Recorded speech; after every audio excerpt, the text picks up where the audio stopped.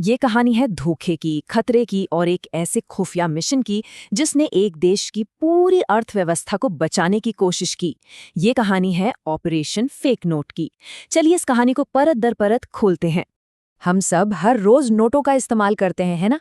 पर क्या कभी रुककर ये सोचा है कि हमारे हाथ में जो नोट है वो वाकई में असली है भी या नहीं?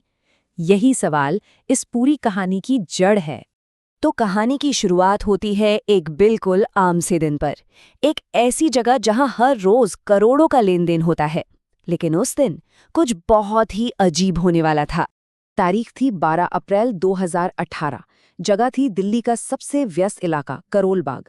एक प्राइवेट बैंक में सुबह के 10:15 बज रहे थे। रोज की तरह ही भीड़ थी जब एक साधारण सा दिखने वाला आदमी काउंटर पर आता है। उसके हाथ में एक पुराना सा बैग था। उसने उस बैग से पूरे 50 लाख रुपए कैश निकाले और काउंटर पर रख दिए। सोचिए, इतना सारा कैश! कैशियर भी एक पल के लिए चौंक गया। लेकिन असली झटका तो तब लगा जब नोट गिनने वाली मशीन ने बार बार नोटों को रिजेक्ट करना शुरू कर दिया। जब ठीक से जांच हुई तो जो बात सामने आई वो हैरान करने वाली थी। 50 लाख की उस पूरी रकम में एक भी नोट असली नहीं था। हर एक नोट नकली था। इसके बाद देखिए घटनाएं कितनी तेजी से आगे बढ़ी। 10:15 बजे पैसे जमा हुए और सिर्फ 20 मिनट बाद मशीन ने बता दिया कि नोट नकली हैं। ठीक 10:26 पर पुलिस को बुला लिया गया और सिर्फ 3 दिन के अंदर 15 अप्रैल तक ये मामला एक मामूली अपराध से बढ़कर राष्ट्रीय सुरक्षा का मुद्दा बन गया। इसे सीधा रॉ हेडक्वार्टर को सौंप दिया गया। और यहीं से इस कहानी में एंट्री होती है भारत की खुफिया एजेंसी रॉ की। अब ये मामला सिर्फ कुछ नकली नोटों का नहीं था, बल्कि ये देश की अर्थव्यवस्था पर एक बहुत बड़ा, एक सोची समझी साजिश का हिस्सा था। जैसा कि रॉ के एक सीनियर ऑफिसर ने कहा, ये हमारी अर्थव्यवस्था पर सीधा हमला है। देखिए, जब इतनी बड़ी तादाद में नकली करेंसी बाजार में आती है तो वो असली पैसे की कीमत गिरा देती है, महंगाई बढ़ाती है और देश की आर्थिक नींव को तोड़ने की एक गहरी साजिश होती है। वो जो 50 लाख रुपए पकड़े गए थे, वो तो बस एक छोटी सी झलक थी। असली खतरा तो इससे कहीं ज्यादा बड़ा था। जांच में पता चला कि पिछले 6 महीनों में करीब-करीब 100 करोड़ के नकली नोट भारत भेजे जा चुके थे और जिस जगह ये छप रहे थे, वहां रोज 2 करोड़ रुपए छापने की क्षमता थी। अब आप अंदाजा लगा सकते हैं कि खतरा कितना बड़ा था। तो रॉ का मकसद बिल्कुल साफ था। नेपाल के विराटनगर शहर में चल रही उस प्रिंटिंग प्रेस को बंद करना जिससे पाकिस्तान की आईएसआई चला रही थी। लेकिन मुश्किल ये थी कि नेपाल एक दूसरा देश है, वहां सीधी तौर पर कोई कार्रवाई नहीं की जा सकती थी। इस बेहद मुश्किल मिशन के लिए एक बेहतरीन एजेंट को चुना गया, विक्रम जंग शाह।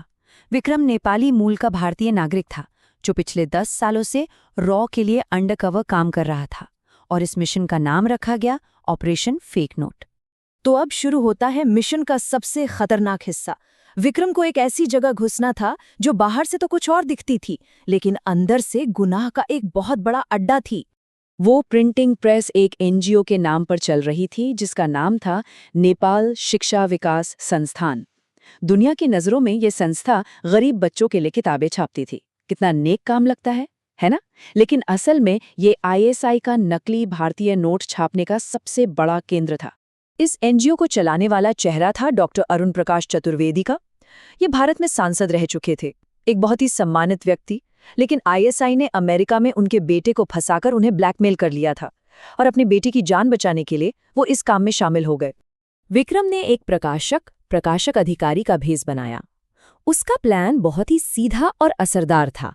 वो डॉक्टर चतुर्वेदी से मिलेगा, किताबों की छपाई का एक बड़ा ऑर्डर देगा और जानबूझकर चेक से पेमेंट की पेशकश करेगा। क्यों? ताकि उनका सिर्फ कैश का नियम सामने आ जाए। उसका असली मकसद था उनका भरोसा जीतना और नकली नोटों के खिलाफ ठोस सबूत इकट्ठा करना। विक्रम का प्लान बिल्कुल सही काम कर रहा था। उसने भरोसा जीत लिया था। अब वक्त था आखिरी और सबसे खतरनाक कदम उठाने का। एक ऐसा कदम जो इस पूरे ऑपरेशन का नतीजा तय करने वाला था। 26 जून की रात विक्रम को प्रेस के अंदर बुलाया गया। इस बार वो सिर्फ एक बिजनेसमैन बनकर नहीं गया था, बल्कि एक जासूस था। उसके कपड़ों में एक छोटा सा हिडन कैमरा लगा था जो हर पल को रिकॉर्ड कर रहा था। प्रेस के अंदर इस ऑपरेशन का असली मास्टरमाइंड हनीफ नाम का एक पाकिस्तानी एजेंट था। उसने बड़े घमंड के साथ विक्रम को मशीनें दिखाईं और कहा, देखो, ये जर्मनी की मशीनें हैं। इनकी क्वालिटी इतनी शानदार है कि रिजर्व बैंक भी नहीं पकड़ सकता। बेचारे हनीफ को ये नहीं पता था कि उसकी हर बात रिकॉर्ड हो रही थी। बस विक्रम ने अपना काम कर दिया था। वो मशीनें, छपते हुए नकली नोट, हनीफ और डॉक्टर चतुर्वेदी के चेहरे, सब कुछ उस छोटे से कैमरे में कैद हो चुका था। उसने तुरंत अपनी टीम को मैसेज भेजा, सबूत मिल गए हैं, रेड के लिए तैयार रहो। लेकिन जैसे ही विक्रम बाहर निकलने वाला था, हनीफ ने उसे रोक लिया। उसके हाथ में पिस्तौल थी। हनीफ बोला, मुझे तो पहले से ही शक था कि तुम एजेंट लगते हो। एक पल में सब कुछ बदल गया। विक्रम की जान खतरे में थी और उसके साथ वो सारे सबूत भी। तभी बाहर सायरन की तेज आवाजें गूंजने लगी। विक्रम के सिग्नल पर नेपाल पुलिस ने प्रेस पर धावा बोल दिया था। हनीफ और डॉक्टर चतुर्वेदी दोनों रंगे हाथों पकड़े गए। मिशन कामयाब हो चुका था।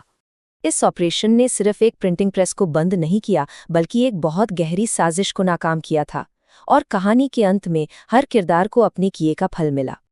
हनीफ को गिरफ्तार करके पाकिस्तान भेज दिया गया, जहां उसे जेल हुई। डॉक्टर चतुर्वेदी ने आईएसआई के खिलाफ गवाही दी और भारत सरकार की मदद से अपने बेटे को भी बचा लिया। और विक्रम ने अपना मिशन सफलतापूर्वक पूरा किया। उस प्रेस को हमेशा के लिए सील कर दिया गया और छापे में लगभग 50 करोड़ रुपए के नकली नोट बरामद हुए। आज भारत की अर्थव्यवस्था तेजी से बढ़ रही है और हमारी मशीनें नकली नोटों को पकड़ने में पहले से कहीं ज्यादा बेहतर हो गई हैं। लेकिन ये कहानी हमें याद दिलाती है कि असली और नकली का फर्क सिर्फ नोट पर छपे एक पतले से धागे का नहीं होता। असल फर्क हमारी अपनी सतर्कता का होता है। तो अगली बार जब कोई नोट हाथ में आए, तो क्या उसे थोड़ा और ध्यान से देखा जाएगा?